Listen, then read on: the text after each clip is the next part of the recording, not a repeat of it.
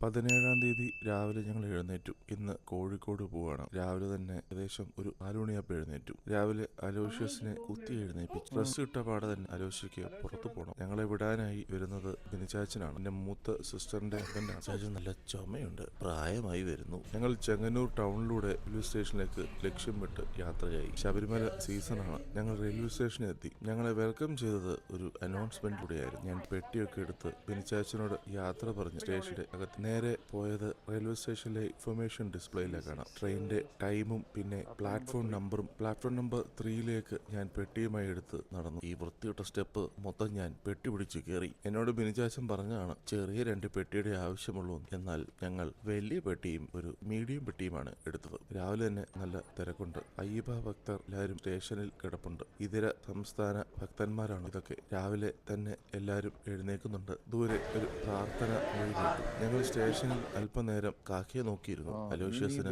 കഥയൊക്കെ പറഞ്ഞു കൊടുത്തു. പെട്ടെന്ന് തന്നെ ഞങ്ങളുടെ പുറയിലൂടെ പൂന കന്യാകുമാരി എക്സ്പ്രസ് കടന്നുപോയി. കൃത്യം 6:55 ആയപ്പോഴത്തേക്കും Vande Bharat express platform number 3 എത്തു. ഇത് ട്രിവാൻഡ്രം കാസർഗോഡ് വന്ദേ ഭാരത് എക്സ്പ്രസ് ആണ്. ദൈവം അയച്ച ദൂതനെ പോലെ സുനി അവിടെ അപ്പിയറായി. സുനിയെ ഏകദേശം 22 വർഷത്തോളമായി ഞാൻ കണ്ടിട്ട്. അവനുള്ളതുകൊണ്ട് ആ വലിയ പെട്ടി ആ ട്രെയിനിലേക്ക് എനിക്ക് വെച്ചു തന്നു. സുനി ഇവിടെ ഒരു IT ബേസ്ഡ് കമ്പനി നടത്തുകയാണ്. കേരളത്തിലുള്ള സകലമാന ഹോട്ടലിലേക്കും സുനി സോഫ്റ്റ്വെയർ സപ്ലൈ ചെയ്യുന്നതാണ്. ഞാൻ ഞങ്ങളുടെ സീറ്റ് ലക്ഷ്യമാക്കി നടന്നു. എല്ലാവരും രാവിലെ തന്നെ നല്ല ഉറക്കത്തിലാണ്. ഇത് ട്രിവാൻഡ്രത്തുനിന്ന് എത്ര മണിക്ക് സ്റ്റാർട്ട് ചെയ്യുന്നതെന്ന് കർത്താവിന് മാത്രം അറിയാം. ആ ചെറിയ പെട്ടി ഞാൻ ഹാൻഡ് ട്രാക്കിന്റെ മേളിലെടുത്ത് വെച്ചു. വലിയ പെട്ടി വെക്കാനായി സ്ഥലമില്ല. ഞാൻ അവിടെ ഉണ്ടായിരുന്ന ഒരു സ്റ്റാഫിനെ വിളിച്ച് ആ സീറ്റിന് പുറകിൽ ഈ കുപ്പികൾ മാറ്റാൻ റിക്വസ്റ്റ് ചെയ്തു. നല്ല മനുഷ്യൻ അതെനിക്ക് മാറ്റി തന്നു. ആ പെട്ടി അവിടെ വെച്ചു. ഞാനും അലോഷ്യസും ഓരോ സീറ്റിലായി ഇരുന്നു. ശാലിനെ ഒരൊറ്റ അടിക്ക് അപ്പുറത്തെ സീറ്റിലേക്ക് മാറ്റി. ആദ്യം ട്രെയിനിൽ കയറുന്നുണ്ടായിരിക്കാം എനിക്ക് ചെറുതായിട്ട് തല കറങ്ങി. കാഴ്ചകളൊക്കെ കണ്ട്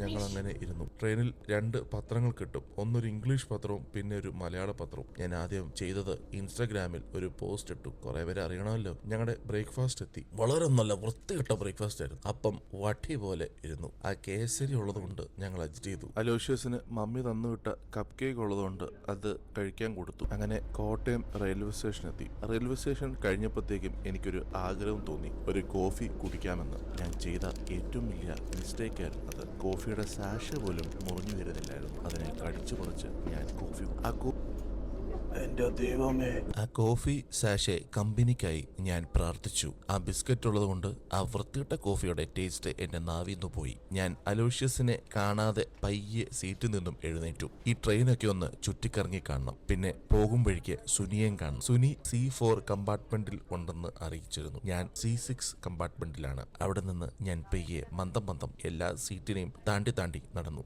നല്ല കുലുക്കമുണ്ട്. ബാലൻസ് ഇല്ലാതെ ഇരുന്നു കഴിഞ്ഞാൽ ധീം തിരകിടതവും താഴെ കിടക്കും. അതുകൊണ്ട് വളരെ ശ്രദ്ധയോടെ വേണം ട്രെയിനിന്റെ കമ്പാർട്ട്മെന്റിൽ നിന്നും കമ്പാർട്ട്മെന്റിലേക്ക് നടക്കാനായി. ഓട്ടോമാറ്റിക്കായി തുറക്കുന്ന ഡോറാണ് ഇത്. ഞാൻ ഒരിക്കലും പ്രതീക്ഷിച്ചില്ല ഇന്ത്യയിൽ ഇങ്ങനൊരു ട്രെയിൻ വരുമെന്ന്. തിരിച്ച് വരും വഴിക്ക് സുനിയെ കണ്ടു. അവന്റെ ഒറിജിനൽ സീറ്റിൽ നിന്നും ഒരൊറ്റ അടിക്ക് ഈ സീറ്റിലേക്ക് ഏതോ ഒരു വിദ്വാൻ അയച്ചു എന്ന കാര്യം എന്നോട് പറഞ്ഞു. പിന്നീട് ഞാൻ എന്റെ സീറ്റിൽ പോയി ഇരുന്നു. കോട്ടയം കഴിഞ്ഞ പാടെ ഉള്ള നല്ല കുറെ കാഴ്ചകൾ കണ്ടിരുന്നു. എറണാകുളം ടൗണിലാണ് അടുത്ത സ്റ്റോപ്പ്. കാഴ്ചകൾ കണ്ടുകൊണ്ടിരിക്കുന്ന സമയത്ത് തന്നെ അലോഷ്യസ് എന്റെ ദേഹത്ത് കിടന്ന് ഉറങ്ങിപ്പോയി. അപ്പൊ തന്നെ അലോഷ്യസിനെ ഞാൻ ശാലിന്റെ കയ്യിലേക്ക് ഏൽപ്പിച്ചു. ഞാൻ ഒറ്റക്കിരുന്ന് ആ പ്രകൃതി സൗന്ദര്യമൊക്കെ ആസ്വദിച്ചു. എന്തൊരു പച്ചപ്പാണ് ഇതെല്ലാം.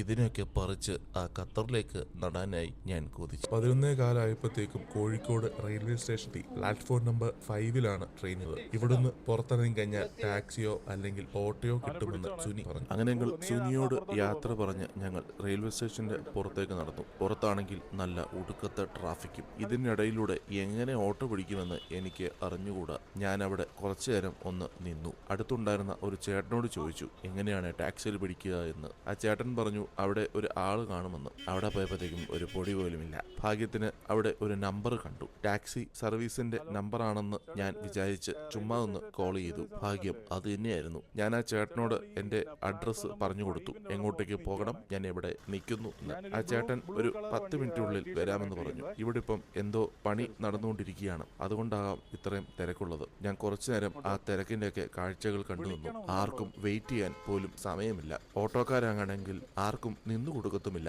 എന്തോ ഈ റോഡുകളൊക്കെ അവർക്ക് വേണ്ടി വെച്ചിരിക്കുന്ന പോലെയാണ് വിചാരങ്ങൾ. വടപ്പെറ്റി. ഞങ്ങള് ടാക്സി ചേട്ടനെ കണ്ടുപിടിച്ചു. ടാക്സിയിൽ കയറി ഞങ്ങൾ കോഴിക്കോട് മാവൂർ റോഡ് ലക്ഷ്യമാക്കി യാത്രയായി. ഇവിടെ ഒടുക്കത്തെ ട്രാഫിക്കാണ്. ഈ ട്രാഫിക് കണ്ട് എനിക്കൊരു കാര്യം മനസ്സിലാക്കി. മിക്കവാറും ഞാൻ നടന്നു തന്നെ ഈ ടൗണൊക്കെ കാണേണ്ടി വരും. ആ ചേട്ടനും അത് തന്നെയാണ് പറഞ്ഞത്. ഞങ്ങൾ പോകും വഴിയൊക്കെ ചേട്ടൻ ഓരോരോ സ്ഥലങ്ങളെ കുറിച്ച് ഞങ്ങൾക്ക് പറഞ്ഞു തന്നു. അങ്ങനെ ഞങ്ങൾ ഞങ്ങളുടെ ഹോട്ടലിലെത്തി. ദി റാവിസ് കാലിക്കറ്റിലാണ് ഞങ്ങൾ താമസിക്കുന്നത്. 4 നൈറ്റും 5 ഡേയും ഞങ്ങൾ ഇവിടെ ഉണ്ട്. റൂം കിട്ടാനായി അല്പനേരം ഞങ്ങൾ ലോബിയിലിരുന്നു. അലോഷ്യസ് അവിടെ ഉണ്ടായിരുന്ന ചട്ടി നിന്നും കല്ലുകളൊക്കെ പയ്യെടുത്തു. അധികം നിന്നാൽ കോംപ്ലിക്കേറ്റഡ് ആവുമെന്ന് എനിക്ക് മനസ്സിലായി. ഞങ്ങൾക്കൊരു വെൽക്കം ഡ്രിങ്ക് ഒക്കെ തന്നു. ഇതാണ് ഞങ്ങളുടെ റൂം.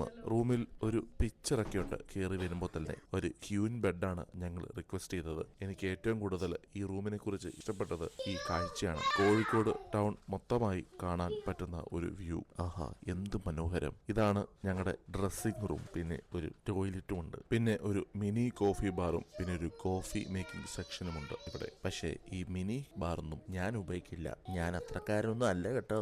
പിന്നീട് ഞങ്ങൾ നേരെ പോയത് കുറ്റിച്ചിറ ബിരിയാണി സെന്ററിലേക്കാണ്. ഭാഗ്യത്തിന് ഇത് ഞങ്ങളുടെ ഹോട്ടലിന്റെ തൊട്ട് പുറകിലായിട്ടാണ്. അതുകൊണ്ട് നടന്നു പോകാനുള്ള ദൂരമേ ഉള്ളൂ. കുറ്റിച്ചിറ ബിരിയാണി സെന്ററിന്റെ അകത്ത് കയറി ഞങ്ങൾ ഓർഡർ ചെയ്തത് ഒരു ബീഫ് ബിരിയാണിയും പിന്നെ ഒരു മട്ടൻ ബിരിയാണിയുമായിരുന്നു. ഞങ്ങൾക്ക് ഏറ്റവും കൂടുതൽ ഇഷ്ടപ്പെട്ടത് ആ മട്ടൻ ബിരിയാണി തന്നെയായിരുന്നു. നല്ല ടേസ്റ്റുള്ള ബിരിയാണി പ്ലസ് നല്ല സർവീസുമാണ് അവിടുത്തേത്. ബിരിയാണി കഴിച്ചപാടെ ഞങ്ങൾ ഒരു 7up മേടിച്ച് കുടിച്ചു. ഞങ്ങൾക്ക് കൃത്യം 500 രൂപയായി. അതൊക്കെ പേ ചെയ്ത് ഞങ്ങൾ നേരെ തിരിച്ച് ഞങ്ങളുടെ ഹോട്ടലിലേക്ക് പോയി. ഹോട്ടലിന്റെ മനോഹരമായ കാഴ്ച ഞാൻ ഒന്നും കൂടെ കണ്ടു തന്നു. ബിരിയാണി കഴിച്ച ക്ഷീണത്തിൽ ഞങ്ങൾ എല്ലാവരും കയറി ഉറങ്ങി. പിന്നീട് ഞാനൊരു 5 മണിയായപ്പോൾ എഴുന്നേറ്റ് ആ കാഴ്ചകൾ കണ്ട് കാപ്പി കുടിച്ച് നിന്നു. പിന്നീട് ഒരു അടിപൊളി മഴ പെയ്തു. ആ മഴയെ കണ്ട് ഞാൻ കുറച്ചു നേരം നിന്നു. ഞാൻ ചെറുതായിട്ടൊന്ന് പേടിച്ചു, ഈ മഴ ഞങ്ങളുടെ ട്രിപ്പിനെ കുളവാക്കുമോ എന്ന്. പക്ഷേ ആ മഴയത്തും ഈ സിറ്റി കാണാൻ നല്ല ഭംഗിയാണ്. വൈകുന്നേരം 7 മണിയായപ്പോഴത്തേക്കും ഞങ്ങൾ പുറത്തിറങ്ങി ഡിന്നർ കഴിക്കാനായി. നല്ല ചാറ്റൽ മഴയുണ്ട്. ആ മഴയത്തൂടൊക്കെ റോഡിലൂടെ ഞങ്ങൾ നടന്നുപോയി. ഞങ്ങൾക്ക് ഏറ്റവും വലിയ ടാസ്ക് ഈ റോഡ് ക്രോസ് ചെയ്യുക എന്നുള്ളതാണ്. ഞങ്ങൾ വളരെ ഫാസ്റ്റ് ആയിട്ട് ആ റോഡ് ക്രോസ് ചെയ്തു. അപ്പുറത്തെ സ്ട്രീറ്റിലൂടെ ഞങ്ങൾ നടന്ന് സാഗർ ഹോട്ടലിലേക്ക് ഞങ്ങൾ എത്തി. കുറച്ച് തലവേദനയുണ്ട് എനിക്ക്. ഞാൻ ആദ്യം ഒരു സ്ട്രോങ് ചായ കുടിച്ചു. ഞങ്ങൾ ഫുഡൊക്കെ ഓർഡർ ചെയ്തു. ഞങ്ങളുടെ ഫുഡ് വന്നു. നല്ല അടിച്ചു പരത്തി വെച്ച പൊറോട്ട, BDF, ഒരു ചിക്കൻ സ്റ്റൂ, പിന്നെ ചെറിയ കോഴി നിറച്ചത്, അതൊക്കെ കഴിച്ചിരുന്നു. നല്ല വെന്ത ബീഫാണ് BDFൻ്റെത്. നല്ല BDF കേട്ടോ. പെട്ടെന്ന് തന്നെ ഞങ്ങളുടെ ബില്ലൊക്കെ വന്നു. അത് പേ ചെയ്ത് ഞങ്ങൾ പയ്യെ സാഗർ ഹോട്ടലിനോട് യാത്ര പറഞ്ഞ് തിരിച്ച് ഞങ്ങളുടെ റൂമിലേക്ക് പോയി. ഞങ്ങൾ വളരെ സൂക്ഷിച്ച് തന്നെ ആ റോഡ് ക്രോസ് ചെയ്തു. റൂമിൽ കയറുന്നതിന് മുമ്പ് ഹലുവ വാല എന്ന ഹലുവ ഷോപ്പ് കണ്ടു. അവിടെ കയറിയിട്ട് ഒരു മിക്സ് ഹലുവ മേടിച്ചു. അത് റൂമിൽ കൊണ്ടുവന്ന് ഞാൻ കഴിച്ചു. നല്ല കട്ടിയുള്ള ഹലുവ. സാധാ കോഴിക്കോടൻ ഹലുവ പോലെ സോഫ്റ്റ് അല്ലായിരുന്നു. അപ്പോൾ അങ്ങനെ ആ രാത്രി അവസാനിച്ചു. Good bye.